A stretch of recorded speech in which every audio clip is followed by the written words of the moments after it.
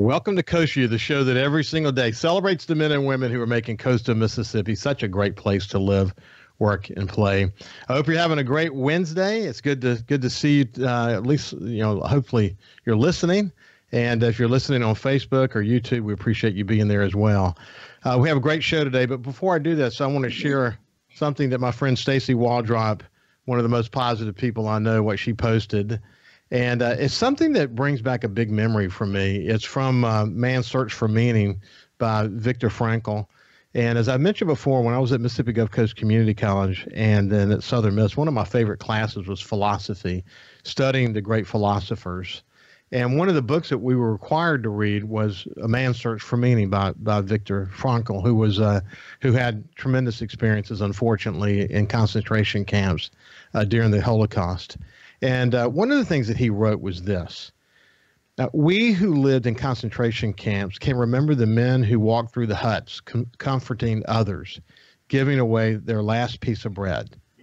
They may have been few in number, but they offer sufficient proof that everything can be taken from a man but one thing, the last of the human freedoms: to choose one's attitude in any given set of circumstances, to choose one's own way. I think that's very powerful.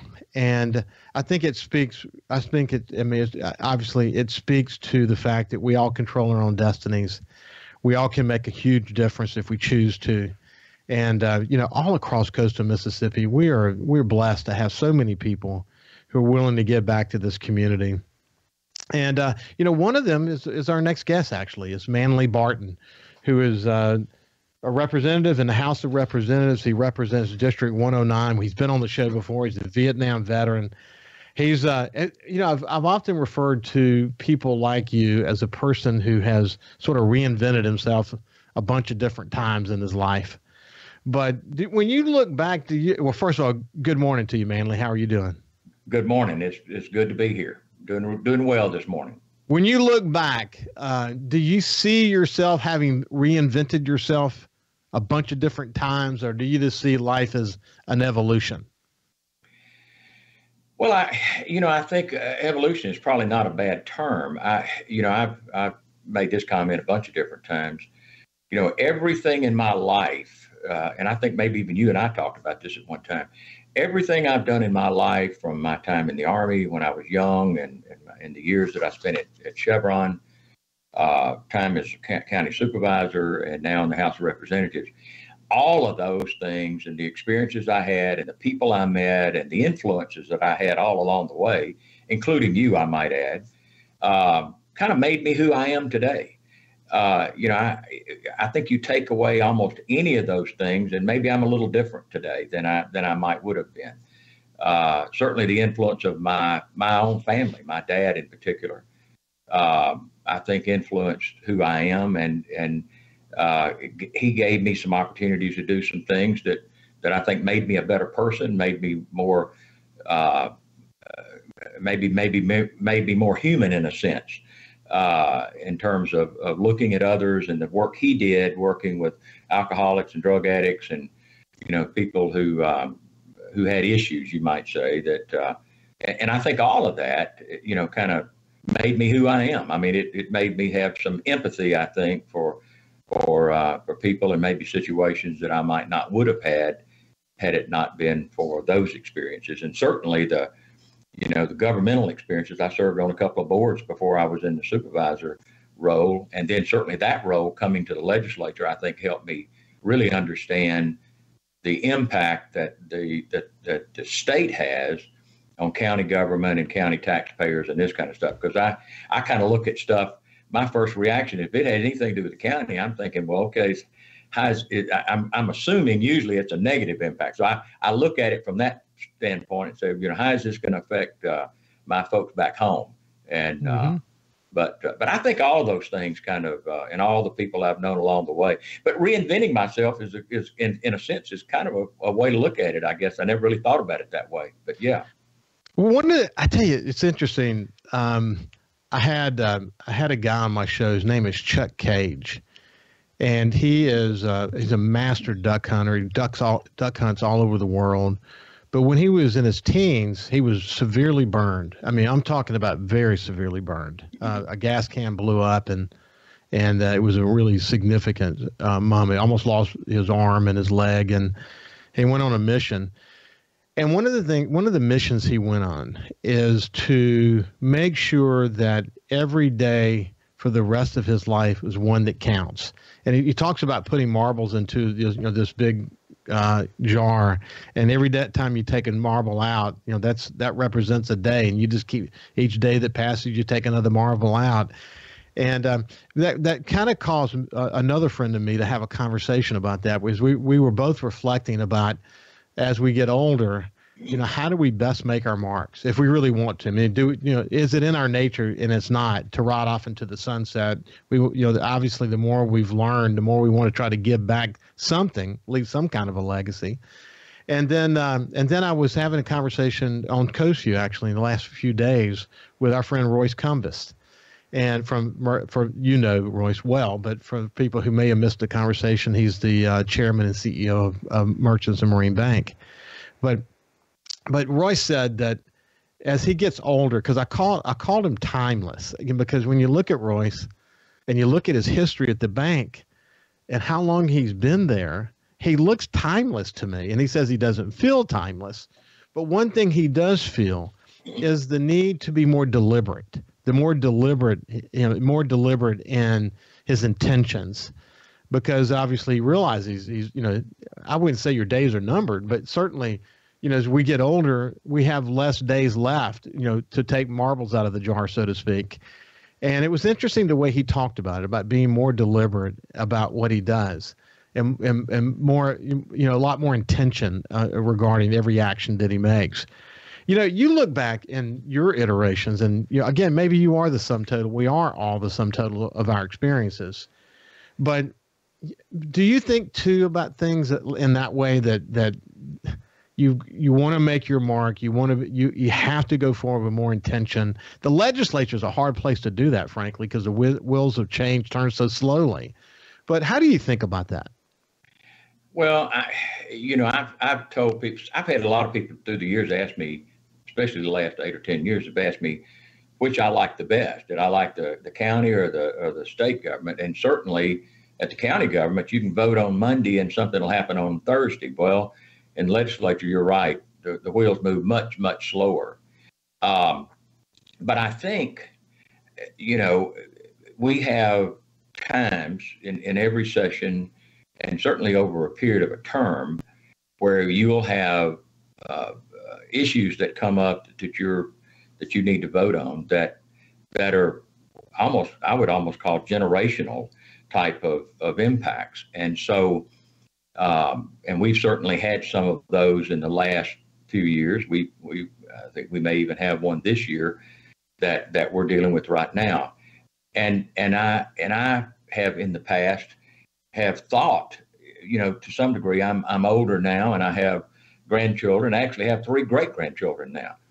And I think, which I probably didn't do this before, but I think, well, 2 things. How is this going to impact my children and my grandchildren? And then the other part is I've thought recently is, well, historically, how will my children and grandchildren think about a position I might have taken, or my role in whatever it was, and I guess I'm much more, cognitive of those generations now that I have grandchildren and great grandchildren, and the impact the things that we do may have on them.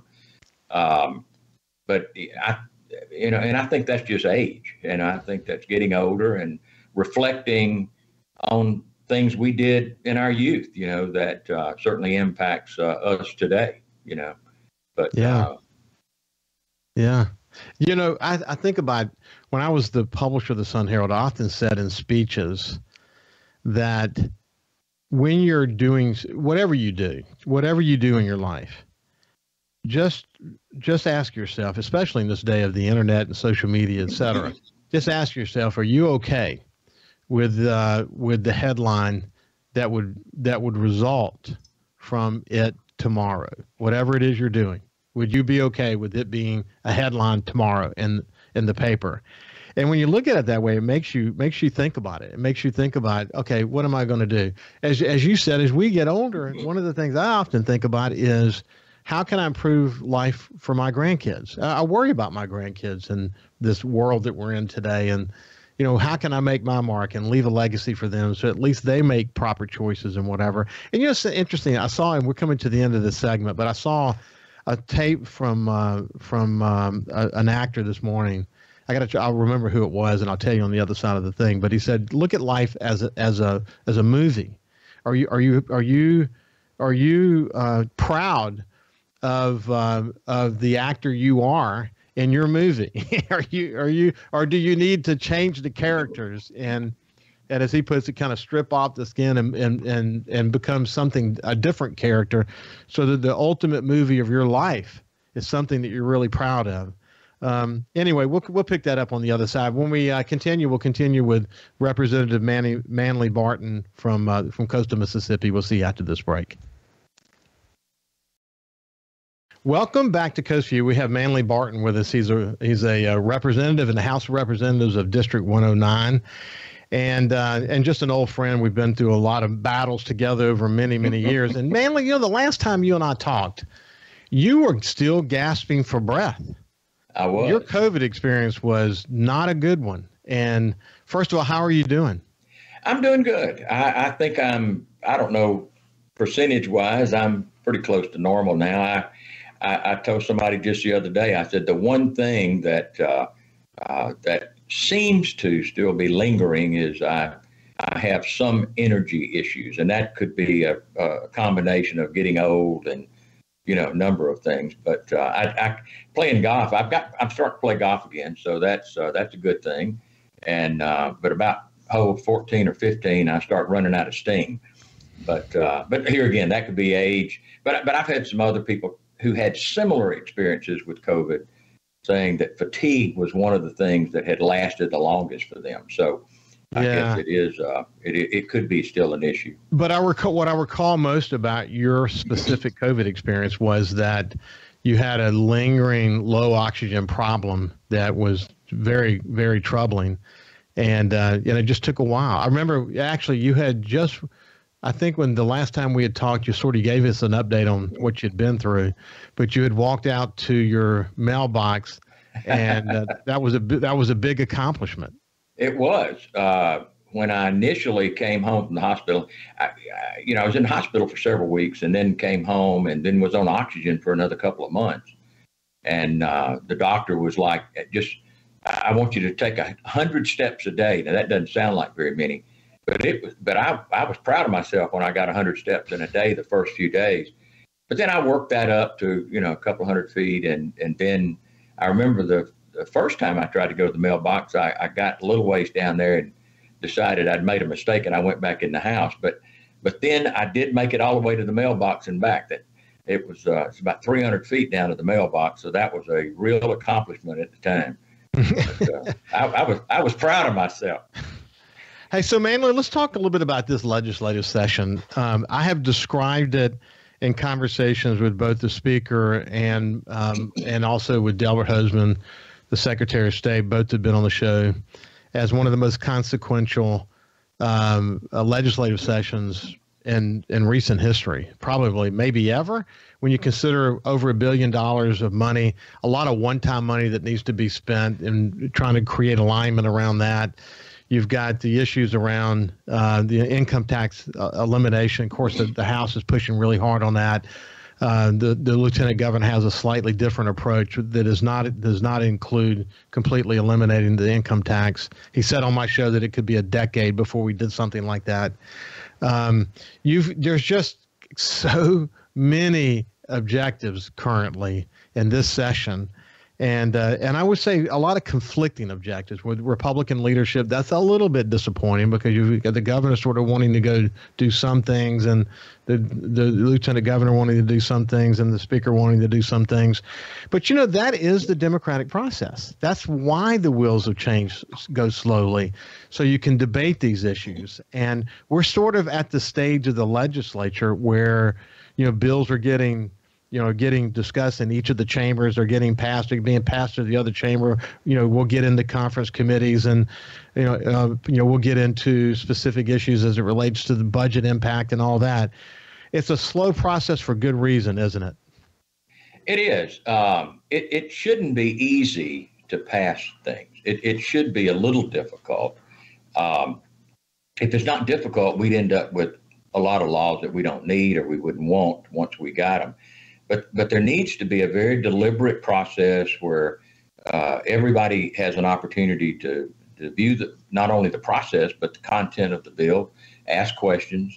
I've never known anyone in my life that knew it all. And so, one of the great things about the legislature, and even back on my time on the Board of Supervisors, was there's only 5 of us. Everybody had a different experience, life experience. And so they brought expertise to the table that I didn't have.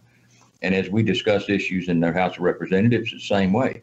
Everybody comes with different viewpoints, different experiences, and they have an opportunity to speak on these bills, ask questions about them, and frankly, probably bring up things that the author of the bill or the author of the idea didn't think about. And so it is a process that's very deliberate.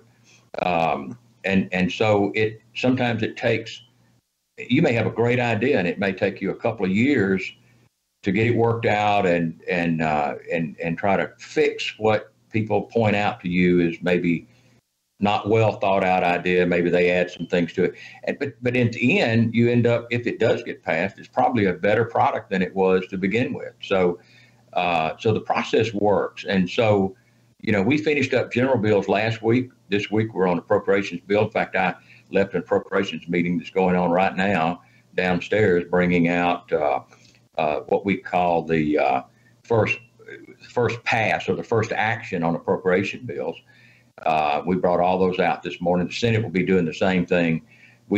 Most people, I don't know if everybody knows this, you may, but we kind of divide up all the agencies at state level and so forth. The House brings up some and the Senate brings up some, and then we switch and we send them the House bills, they send us the Senate bills, and we continue working on them. And so the Senate will be doing the same thing. We'll start taking up this first action on appropriation bills this afternoon. And so we'll be passing those. All of these bills, you almost could consider them dummy bills. What they have in them is basically bringing forward the same amount of money they had last year, maybe with legislative budget office recommendations. But every bill has a reverse repealer in it, which forces it to go to conference. So, we'll know more in 2 or 3 weeks from now, or know better in 2 or 3 weeks from now, what our final numbers are going to look like. And we certainly don't want to, finalize these agency budgets until we know how much money we really have to work with. So but it's a process. It really is. And so, but it's a good process. Appropriations. I mean, you're involved in a lot of different committees, a lot of important committees, but the rubber hits the road with the Appropriations Committee, doesn't it? That's true. That's where all the money gets spent. We were talking about just a second ago, the preliminary numbers looks like our budget this year will be somewhere in the $6.6 billion range. So, but anyway, it's a lot of money, and but we have a lot of agencies and we have a lot of needs. We're in really the best financial shape maybe the state's ever been in. So that's one of the reasons that I think we're going to end up with, I think the House and the Senate have different ideas on a teacher pay raise, but their bill and our bill both spend about the same amount of money, to somewhere $220 million.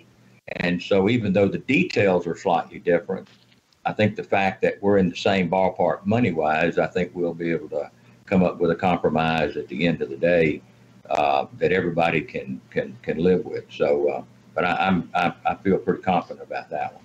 On the income tax bill, I think most experts agree that if Mississippi could find a way to do it where it wasn't displacing the burden to any specific group, if we could find a way to do it, make Mississippi more competitive from an economic point of view, because we're competing against other states that do not have an income tax.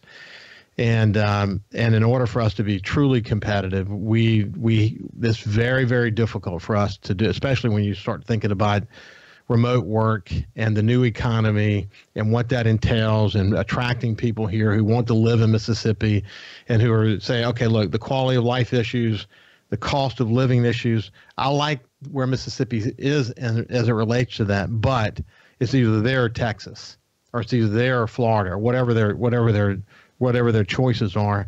For Mississippi to be competitive, it would be great for us not to have the income tax issue, but it's a hard one to communicate. I've watched the speaker on this discussion. He's gotten better in the last 2 years. Obviously, there are more experts at the table now trying to understand how is this going to work. Is there really going to be economic expansion and that would help us, fill the gap and so on.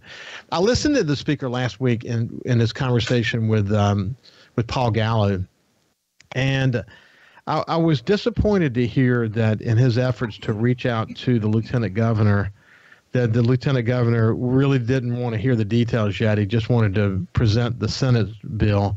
I hope that at some point there's a true effort by both sides to understand the details of their bills. What's your latest thinking on all this? Well, I guess the thing that does concern me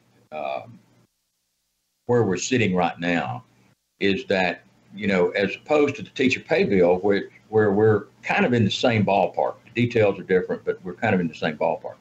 Hey, man, let's do this. Let's do this, Manley. Let's pick up right. I don't want to have to cut you off. We're coming to the end of this segment. When we come back, we'll pick it up right there, and you can share what your concerns about where we are as it relates to the elimination of the state income tax. This is Manley Barton, representative from District 109, and we'll be back after this break. Welcome back to Coast Vue. We're having a conversation with Manley Barton, who represents District 109 in the House of Representatives. He actually took office in 2012, and his current term ends on 2024, January the 2nd, 2024. And when we went to break, we were talking about the elimination of the income tax, and he was about to share his current concerns. And I didn't want him to get into his thought and then have to cut him off. So we'll pick it up right there, Manley. You want to start from right there? Sure. As opposed to like the teacher pay, which is a huge thing for our state, I think, we're very, very close there on the total amount of money we're going to spend. So even though the details and the bills are a little different, I think that'll be worked out.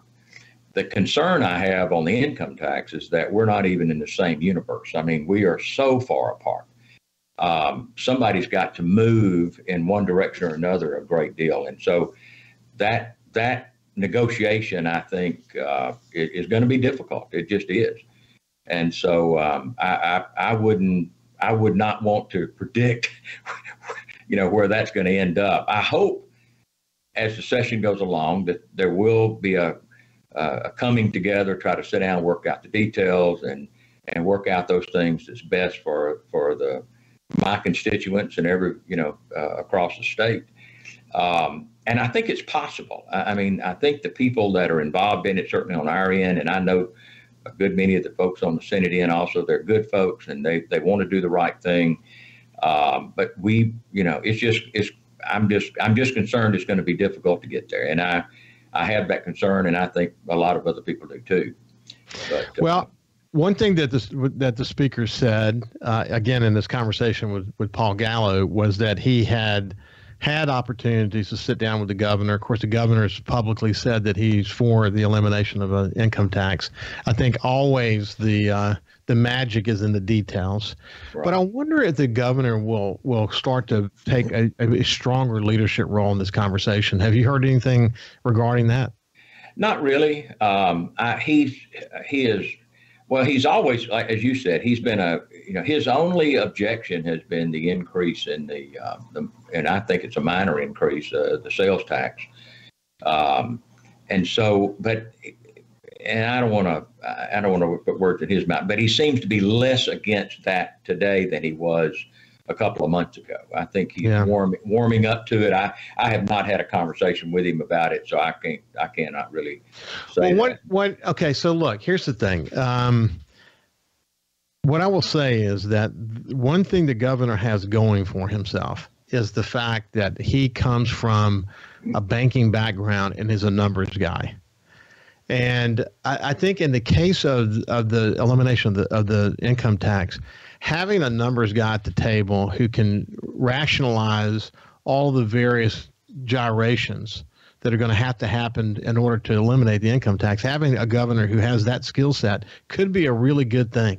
I think people really need not just leadership, but analytical leadership in this moment, in the way that the speakers tried to provide that, with bringing all these experts to the table, both from universities and think tanks. And I mean, this look, this thing has been analyzed every which way but loose, hasn't it? It absolutely has. And I think what a lot of people maybe don't know in terms, when you get down into the weeds and the details, now there's a big number to begin with that will be cut, but the total elimination will only take place after 8 or 10 years or whatever it's going to be, based on growth triggers in the economy. If the economy grows by a certain amount, then we'll take part of that growth and eliminate a little more of the income tax. So there's some triggers in there to keep us, hopefully, from getting in trouble, that we'll continue having enough revenue to do the things we need to do, but then take advantage of the growth as it happens. And we're projected to have a good bit of growth over the next few years. So I think it's certainly, I think it's doable. And I think it's something that the taxpayers of the state would certainly would appreciate. I will say one thing. I've talked with a few of my constituents about it over the last few weekends when I was home, and they seem to be more excited about the car tag being cut in half than they have about the income tax. And so anyway, if you bought a new car, especially a new car recently, car tags are getting terribly expensive, because they're evaluated the same way that your house is. It's an ad valorem tax. And so the more expensive vehicle you buy, the more the tag's going to cost. If you get a new pickup truck these days, it may cost you $1,200-$1,300 for a tag. So half of that is $500 or $600. Well, that in addition to the elimination of the state income tax. That's right. Yeah. That could have a pretty significant impact on the typical family. What I liked about what you mentioned about the triggers, I call them safeguards, that certain things have to happen from an economic growth point of view. In other words, a big portion of the elimination of the income tax involves that, by doing so, there's going to be a growth in in the overall economic picture of Mississippi, which means more revenue, et cetera. And in order for certain things to continue to fall into place regarding that, those triggers or safeguards have to be reached, or that next step doesn't happen. I think that's a really kind of practical approach to implementing this, don't you? I do. And without it, I'm not sure that we would have. I don't know that without it, that the speaker would be able to get the support he's gotten. Because I think Kansas got themselves in trouble a few years ago by not having triggers, and they did a lot of stuff all at once, and a few years later they found themselves in a hole. And we certainly didn't want that to happen. And so, as we've had discussions over the last 18 months about this, the growth triggers and all, we did that when we eliminated 3% a few years ago. Yeah. So it's a discussion we've had in the past, and certainly we felt like it was important here. Well, I know that in other states, there's a lot of examples. I remember the time I spent in Louisiana, Jindal had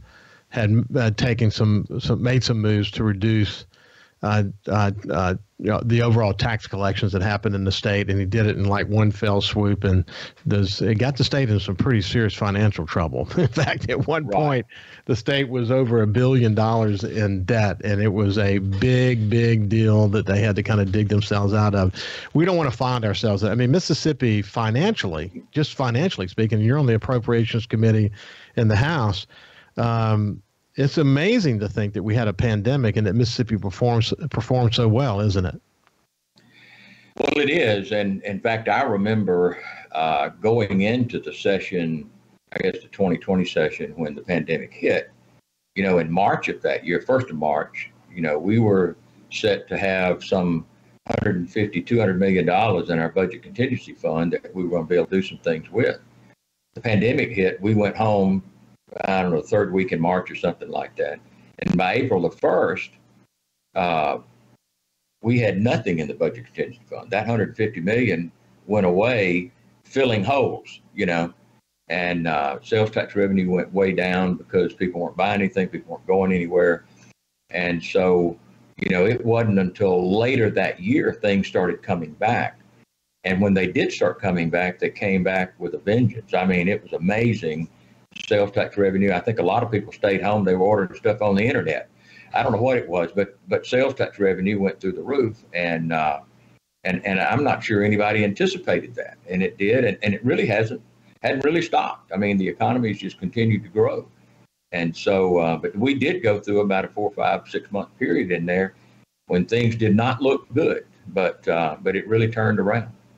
It really did. Listen, one bill that I've followed very closely is the Outdoor Stewardship Trust Fund, something I have felt very strongly about. That Mississippi needs a dedicated funding source so that they can get federal matching funds. Other states have them. In fact, in the Southeast, Louisiana and Mississippi, the only two states that don't have it. Louisiana will soon have one, but based on what I'm hearing coming out of Louisiana, Mississippi may be last again on this deal. But if you look at across the Southeast, and I had a great conversation with Alex Littlejohn from the Nature Conservancy in the past week or so, he said that on average, the states that have dedicated funding sources are getting about $6 million a year on average in federal matching funds. Mississippi's getting about $300,000 because we don't have a dedicated funding source. It passed last year 117-2. It passed this year 117-4. And it's going over to the Senate. Last year it was triple preferred in the Senate, which is the same thing as trying to kill it. What came out of the Senate was a stripped down version that took out private land, took out non-governmental entities, and didn't have a dedicated funding source. This year, though, I'm hearing some good stuff coming out of the Senate that maybe there's some work going on behind the scenes to maybe bridge the gap in these really critical showstoppers. But I'm really proud of the House for doing this, Manley. Well, this is in my opinion, I don't want to get myself in trouble here, but this is one of those things where we just sometimes we cannot do the right thing. We can't help ourselves.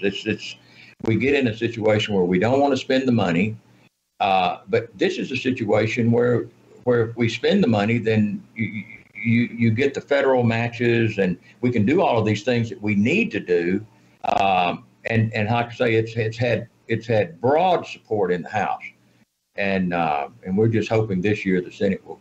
Why don't we do this, Manley? I'll let you finish your thought on that when we come back on the other side. But Manley was giving his feedback on the stewardship, the Outdoor Stewardship Trust Fund that's passed the House and is now over at the Senate, and we'll see how this all plays out. We'll be back after this break.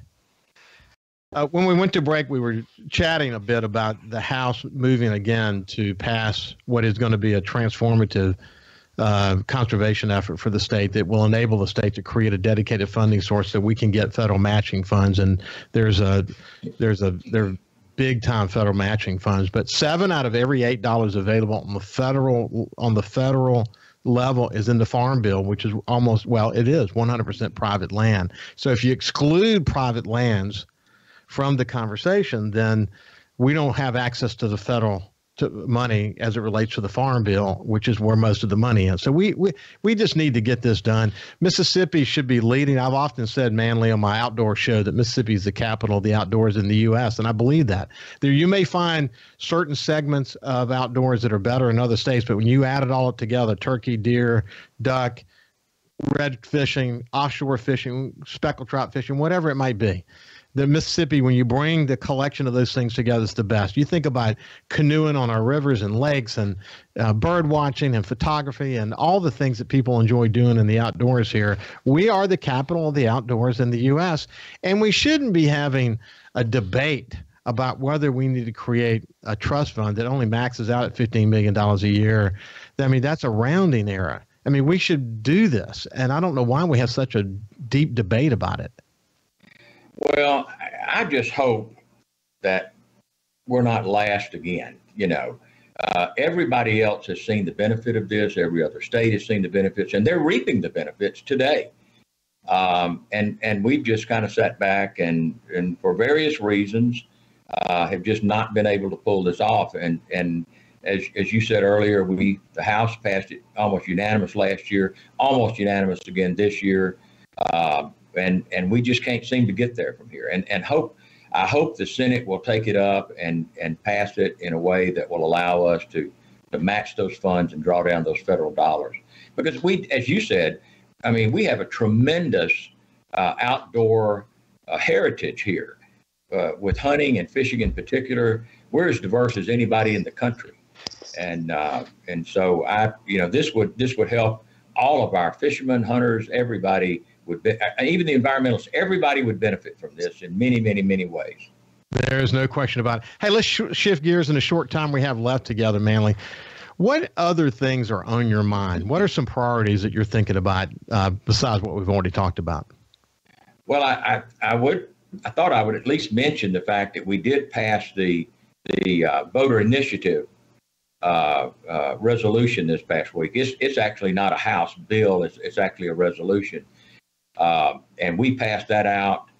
It will now go to the Senate, and hopefully the Senate will pass theirs, and we'll create a new ballot initiative process to give our voters out there the opportunity to, as they could have before, put something on the ballot for people to vote on if they want to do that. We had a group in the House that really worked all summer to get up with a compromise is not the right word, but work together with a lot of different ideas about what it should look like, and I think they brought us a good bill. And so I think obviously the medical marijuana issue brought everything to the forefront as it related to the legislature's need to fix the referendum process, and I think what's coming out of that, you think what will come out of this is one that leads to legislation, but not constitutional amendments. Yes, that's the draft, or not the draft, but the bill we passed sets up a process. And I guess the short version or the short explanation is that if it passed, it would put this in statute as opposed to changing the Constitution. But then there's some safeguards in there that the House or the Senate could not modify it, change it, tweak it, do anything to it for several years after its implementation. So, but it would give you the ability to go back and tweak something if it needed to be tweaked, or if you felt it needed to be modified a little bit. The legislature would be able to do that long term, but not on a short term basis. Yeah. I talked to Philip and with Delbert about that. That it only makes sense, to be honest with you, because making constitutional changes, they're hard to, once you get that built in, it's hard to change that. Legislation is one, you know this, you've been in the legislature for a while. You don't ever get it right the first time with legislation. You always want to have the ability to go back and tweak it and make appropriate changes to it. It might be a sign of the times. It might just be an improvement. It might be new technology. There might be 100 reasons why it needs to be updated, right? Right. Well, yes. And I've had people say, well, but if the legislature can change it, then they'll change it. Well, it's as we talked about earlier, that process is difficult. I mean, just because you've got a good idea doesn't mean that the legislature is going to go along with you. And, you've got to go through the process of getting your idea out of a committee, out of the House, and then you've got to go through a Senate committee and out of the Senate. So to make any changes, it's got to go through that same process. So yeah, it would. I think this is a good deal. I agree with you. The problem, as you said, with the constitutional change is that even if you see that you have made a bad mistake, you've got to go through a whole initiative process, or the legislature can do a constitutional amendment, but it's got to be on the ballot. People got to vote on it again. So it's a long-term process to even make any kind of change. Well, look, Manley, it's been great to catch up with you, and we'll not wait so long before we get back with you again. But appreciate your leadership up there in Jackson. safe travels home when you head back home. And it's been a pleasure, my friend. It's been a pleasure for me too. I enjoyed it. This has been Representative Manley Barton, and we'll see you. Coast Vue with Ricky Mathews. Watch the entire interview here on Facebook or listen weekday mornings at 9 on SuperTalk 103.1.